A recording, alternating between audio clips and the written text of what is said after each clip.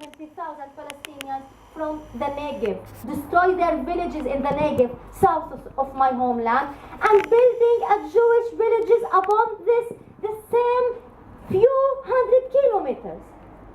Why you need my few hundred kilometers? And the Negev is 12 million dunams. Why you need my little piece of land? And 70 years after the declaration of Israel. So maybe someone would say, yeah, you didn't accept a Jewish, but the real intention was good. It was possible to make a Jewish state without expelling you. You made them because you refused. You forced them to expel you. First of all, how to make a Jewish state with a Jewish majority without expelling me? Hannah Arendt said, Jewish state means evacuation, means ethnic cleansing. You didn't come to an empty space as you raise your children inside Israel. We came to an empty state, to an empty space. Nothing was here, a desert, and we came to develop and to create a modern love. But we were not ghosts. We are not ghosts. We are human beings. We didn't come to an empty state. Let's imagine or let's suppose that the intention was good. What you made after the creation of Israel? What did you do to the people after the ethnic cleansing? What did you do to those 150,000 who remain? It is not a question of occupation. It is not a question of Gaza now. Generally, when we talk about the Palestinian cause, we talk about Gaza and West Bank. We talk about crimes. 800,000 after 67 in the West Bank have been detained by Israel. 800,000.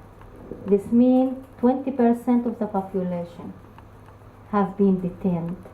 This means 40% of the male population. Since 2000, 12,000 children were arrested, interrogated, and detained. 12,000. Every year, 700 children are prosecuted through military courts, which is against international law. In 2015, throwing stones was classified as an attempt to murder. Throwing stones, attempt to murder, which carries heavier sentences, even when no one was actually hurt. The punishment can go up to 20 years. Tens of thousands of olive trees have been uprooted. Settlers preventing farmers from cultivating their land. Some examples of the crimes.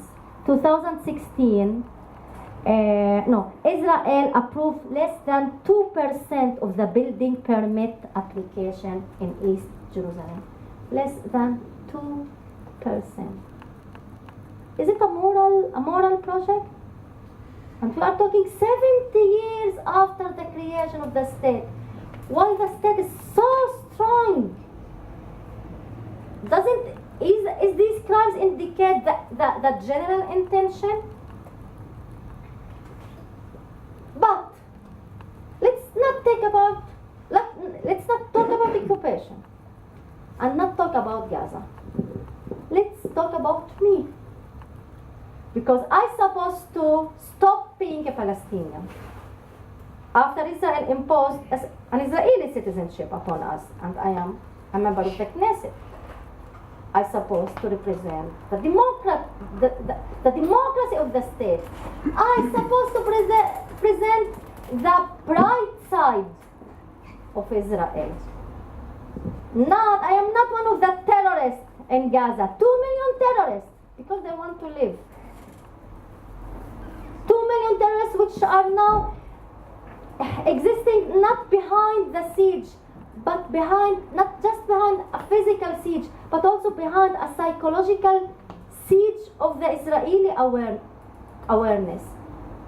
The Israelis doesn't aware that they forget them. They forget the 2 millions in Gaza. They are not part of the agenda. They don't appear in the media. They don't. It is not. The problem is not just occupation and siege and crimes. It's how easy Israel conducts these crimes and how out of mind the Palestinians are regarding the Israelis. They don't exist. It don't exist. The Palestinians was not part of the election campaign since 2009. Then after the siege, because of the siege and the racist wall and the security coordination, the Palestinians stopped to exist because of full control. Full control. No struggle, no resistance, and full control of the Palestinians in the West Bank, by the wall, in the Gaza, by the siege, and with security coordination. And who continued to make troubles to the Israelis? The citizens, the Palestinian citizens, because Israel has controlled the Palestinian people within different legal systems, different systems of control. One system of control, the siege for Gaza. One system of control for East Jerusalem. They are not citizens and not nothing. They are residents. They are residents. And different system of control to the West Bank and different system of control to those whom Israel controlled since 1948. I suppose now in the Israeli definition and discourse, I'm not a Palestinian.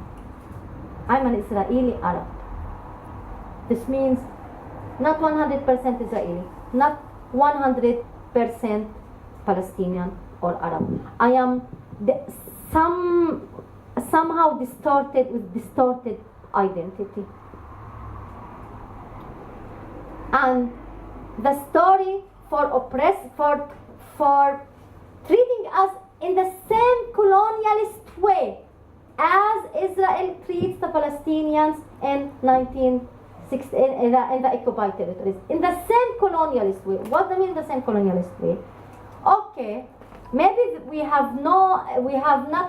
don't have the expression of settlements, but we have more than 10 laws legalize confiscation of our land. 10 laws.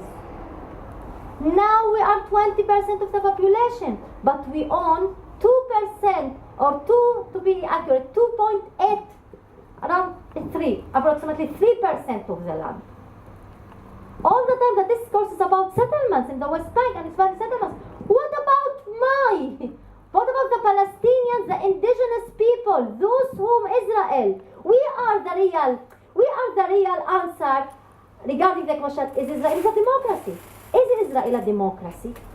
Because whenever you talk about occupation and Gaza, they say, okay, we must control the Palestinians. We must shoot them, even if they are young, 12 years old. And he has a knife, and you can control him. I can control 12 years old with a knife. I can just hold him and take the knife from him. But no, they need to shoot him. And then they would say, we were in a risky and dangerous situation. Okay, we are not there. What about those Palestinians within Israel? You have a same concept and logic of taking their land and oppressing them, but by law, by democratic law. Democracy in Israel means majority.